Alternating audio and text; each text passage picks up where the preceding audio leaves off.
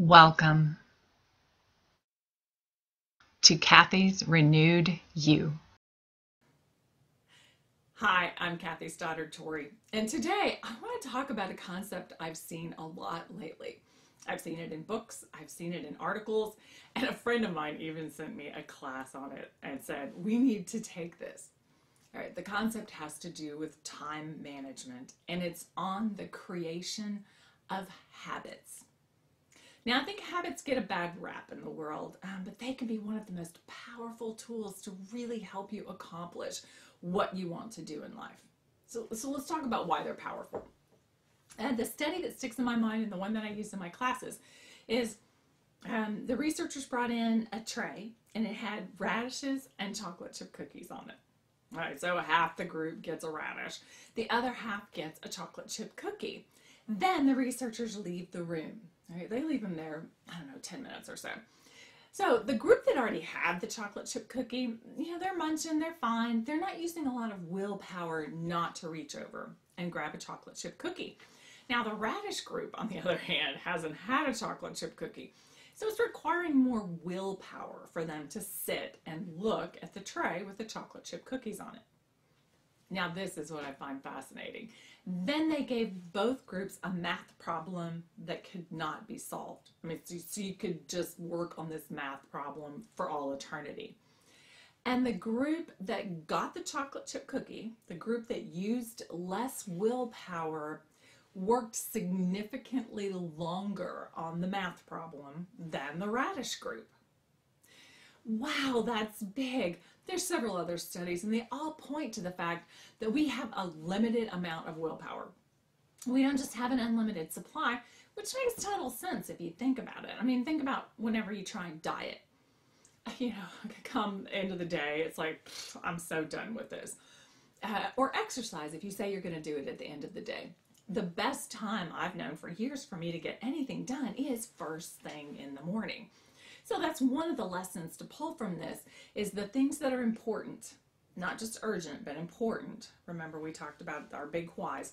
Those are the things that you want to do early. Well, then the other thing I thought was, well, heck, I only have so much willpower, so at 2 o'clock, I'm done. I've used all my willpower for the day. All right, so this is where habits come in. Once you have something that you've created as a habit in your life, you're not using willpower on it anymore. So let's use an example. Let's say exercise is the thing that you want to start doing. Well, it's like, oh, do I exercise today? I don't know. Should I? So you use a lot of willpower just thinking about it. You can think of this also in terms of emotional pennies that we talked about. The more emotional pennies you're spending, the more willpower you're using. So what we do is we say, okay, I'm going to exercise, and I'm going to exercise Tuesday, Thursday, Saturday. And Tuesday, I'm going to exercise this time. Wednesday, I'm going to exercise this time. And Saturday, I'm going to exercise at this time. Okay? You have to do it consistently to create a habit. And there's a lot of research out there on how long it takes to make something into a habit. Generally, a month. But you can do shorter than that if you are consistent and you do it often. Right? So what you're doing is you're putting a lot of willpower up front to make sure that you are consistently doing whatever action it is that you want to do until in about a month it's going to become a habit and you are no longer using willpower on it.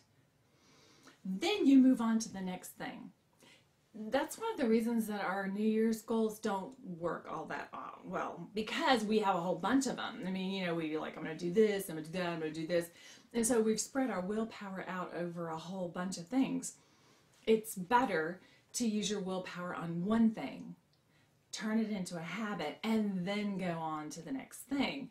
Then you're slowly accumulating this group of habits, these actions that you want or need to take that are going to help you move through life easier. This is an amazing thing. One of the examples for me is I detest housework. I really seriously do. And I would use a lot of emotional pennies like, ugh, am I going to vacuum today? I don't want to vacuum. I need to vacuum, blah, blah, blah, blah, blah, blah. And so I turned it into a habit. Every Wednesday was vacuum day at this time. And that was it. You did it. It was on that day, and you didn't use any willpower about it because you didn't hem and haw about it. So this concept works for big goals. Writers use it. It can work for health. You can start incorporating better eating. You know, like I'm going to drink 6 glasses of water, and I'm going to drink them at these times every single day until it becomes a habit. So then what you do is you create this success, these things that support where you want to go over time. All right, so bottom line for today is you have power. Magic wand of destiny. Once again, you're choosing. You're choosing what behaviors you want to incorporate into your life. Remember our discussion of the big why. It's got to have some meaning for you. It's got to have some feeling. That's the big why. What you want to accomplish, you really need to find out why that means something for you, or really the whole willpower thing is almost impossible. Then those little hows that we talked about, you're establishing those using some willpower and some choice, taking some power, creating the habit, something that's going to support you, and then moving on to the next thing. And just with that one little tool of the creation of habits, you can create a life that is going to take you intentionally where you want to go.